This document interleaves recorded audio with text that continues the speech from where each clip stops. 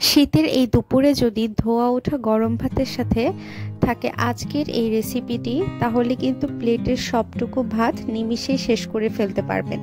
আসসালামু আলাইকুম ভিউয়ার্স, চলে এসেছি নতুন একটি রেসিপি নিয়ে। বাঙালিদের খাবারের মেনুগুলোর মধ্যে সবচেয়ে অন্যতম এবং খুবই দারুণ একটি খাবার হচ্ছে মুড়িঘণ্ট। আজকে আমি আপনাদেরকে রুই মাছের মাথা আর মুগ ডাল দিয়ে চমৎকার একটি মুড়িঘণ্টের রেসিপি তৈরি করে দেখাবো। সম্পূর্ণ ভিডিওটি দেখার অনুরোধ জানিয়ে আমি মূল ভিডিওটি শুরু করছি। প্রথমে আমি মুগ ডালগুলোকে ভেজে নেব। আমি এখানে 1 কাপ পরিমাণে মুগ ডাল ব্যবহার করেছি। আজকে আমি 4 জনের জন্য মুড়িঘণ্ট তৈরি করব। আপনারাও যদি আরও বেশি মানুষের জন্য মুড়িঘণ্ট তৈরি করতে চান, তাহলে সেক্ষেত্রে কিন্তু মুগ ডালের পরিমাণটা একটু বাড়িয়ে নিতে পারেন। যত বেশি ডাল দিবেন ততই কিন্তু মুড়িঘণ্টটা খেতে মজা হবে। তো প্রথমে আমি চুলার আঁচটাকে মিডিয়ামে রেখে ডালটাকে ভেজে নিচ্ছি। 7 থেকে 8 মিনিটের মতো ডালটাকে ভেজে নিতে হবে। অনবরত কিন্তু নেড়েচেড়ে ডালটাকে ভাজতে হবে, যেন পুড়ে না যায়। খেয়াল রাখবেন যেন ডালের কালারটা লাল না হয়ে আসে, তাহলে কিন্তু ডালটা সিদ্ধ হতে চাইবে না, অনেক বেশি সময় নেবে। এই তো 7 থেকে 8 মিনিট ধরে ভেজে নেওয়ার পরে এখন আমি একটি বলে ঠান্ডা পানিতে এই ডালগুলোকে ভিজিয়ে রাখছি। একটু কচলিয়ে ধুয়ে নিচ্ছি। এভাবে আমি 10 থেকে 12 মিনিটের মতো ডালটাকে ভিজিয়ে রাখবো। ডালটা তাহলে ভিজতে থাকুক, আর এইদিকে আমি রান্নার বাকি কাজগুলো সেরে নিচ্ছি। চুলায় আমি একটি প্রেসার কুকার বসিয়ে দিয়েছি। আমার হাতে যেহেতু সময় কম, তাই আমাকে একটু তাড়াতাড়ি রান্না করতে হবে, এই জন্য আমি আজকে রান্নাটা প্রেসার কুকারে করছি। পর্যাপ্ত পরিমাণে সয়াবিন তেল দিয়ে দিলাম এবং এরপরে আমি এখানে 1 কাপ পরিমাণে পেঁয়াজ কুচি দিয়ে দিলাম। অর্থাৎ এখানে আমি 4 থেকে 5টা পেঁয়াজ কুচি করে নিয়েছিলাম। এখন মিডিয়াম আঁচে খুব ভালোভাবে পেঁয়াজগুলোকে আমি হালকা একটু ভেজে নেব। পেঁয়াজগুলোকে কিন্তু বাদামি কালার করে ভেজে নেওয়ার দরকার নেই। 3 থেকে 4 মিনিট পেঁয়াজগুলোকে ভেজে নেওয়ার পরে আমি এখন এখানে দিয়ে দিচ্ছি 2টা তেজপাতা, 2টা দারচিনি এবং 2-3টার মতো এলাচ দিয়ে দিলাম। এখন এই গরম মশলা এবং পেঁয়াজ একসাথে আরও 1 থেকে 1.5 মিনিটের মতো একটু ভেজে নিতে হবে।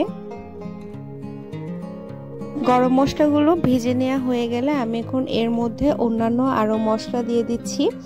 এখানে আমি দিয়ে দিচ্ছি 1 চা চামচ পরিমাণে আদা রসুন বাটা, 1 চা চামচ পরিমাণে জিরা বাটা, আর আমি এখানে 8 থেকে 9টা কাঁচামরিচ মাঝখান থেকে ফালি করে দিয়ে দিলাম। আপনারা চাইলে কিন্তু এখানে লাল মরিচের গুঁড়াটা ব্যবহার করতে পারেন। সবকিছু আমি আবারও একটু হালকা 1 থেকে 1.5 মিনিটের মতো ভেজে নিব। এবারে আমি দিয়ে দিচ্ছি সামান্য পরিমাণে একটু লাল মরিচের গুঁড়া। এখানে আমি 1/2 চা চামচ পরিমাণে লাল মরিচের গুঁড়ো ব্যবহার করেছি।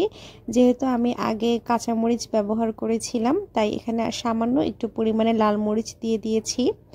আর দিয়ে দিলাম 1 চা চামচ পরিমাণে হলুদ গুঁড়ো, দিয়ে দিচ্ছি 1/2 চা চামচ পরিমাণে ধনিয়া গুঁড়া।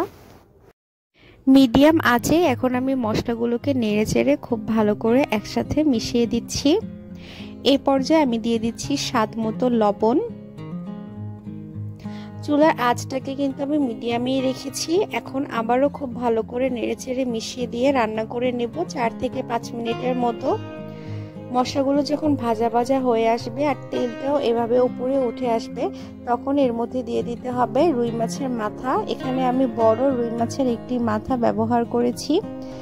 এখন কিন্তু খুব ভালো করে সবগুলো উপকরণ একসাথে কষিয়ে নিতে হবে। যারা আমার ভিডিওটি আজকে নতুন দেখছেন, অর্থাৎ আমার চ্যানেলের নতুন দর্শকদেরকে আমি অনুরোধ করব, আমার ভিডিওটি ভালো লেগে থাকলে আমার চ্যানেলটি সাবস্ক্রাইব করবেন এবং ভিডিওতে লাইক এবং কমেন্ট করে আমার পাশে থাকবেন। আপনার একটি লাইকের জন্য কিন্তু আমার ভিডিওটি আরও অনেকের কাছে পৌঁছে যাবে এবং আরও অনেকেই এই রেসিপিটি দেখার সুযোগ পাবে।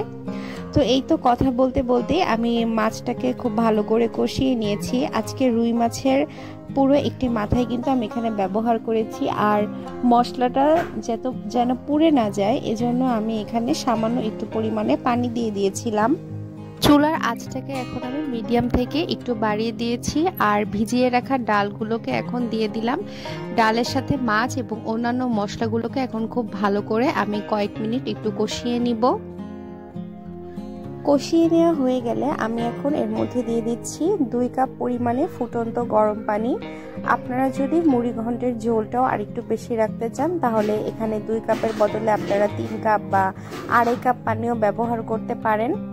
এখন আমি সবকিছুকে নেড়েচেড়ে মিশিয়ে দিয়ে প্রেসার কুকারের ঢাকনা আটকিয়ে এটাকে আমি 15 মিনিটের জন্য রান্না করে নিব।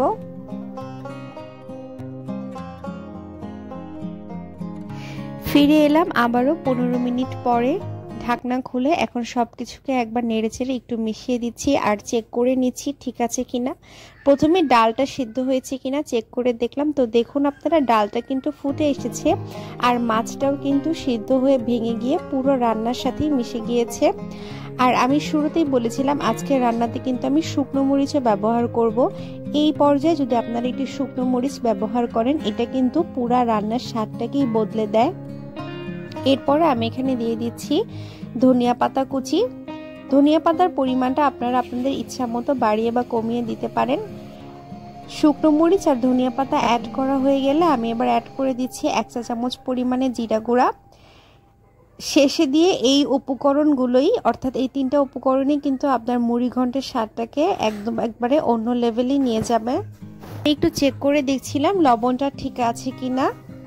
লবণটা আমার কাছে একটু কম মনে হয়। এই পর্যায়ে আমি আরেকটু লবণ দিয়ে দিলাম। এবারে সবকিছুকে নেড়েচেড়ে আমি আবারও প্রেসার কুকারের ঢাকনাটা আটকে রান্না করব আবারও 15 মিনিটের জন্য। আর এখনো কিন্তু চুলার আঁচটা হাই হিটেই থাকবে। চলে এলাম আবারও 15 মিনিট পরে। ঢাকনাটা খুলে দেখলাম, দেখুন আমার মুড়ি ঘন্টটা কিন্তু একদমই হয়ে গিয়েছে।